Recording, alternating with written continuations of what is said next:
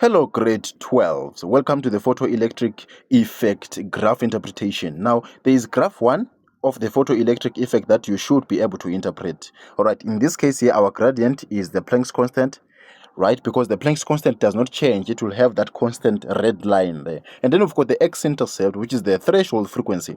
Then we've got also the y-intercept, which is the work function there. That is graph number 1, okay? I will link the video down here so that you can also access the full video of this graph interpretation, graph 1 up until graph number 3. Let's go to graph 2 here. Graph 2 looks similar to the first graph that I've showed you.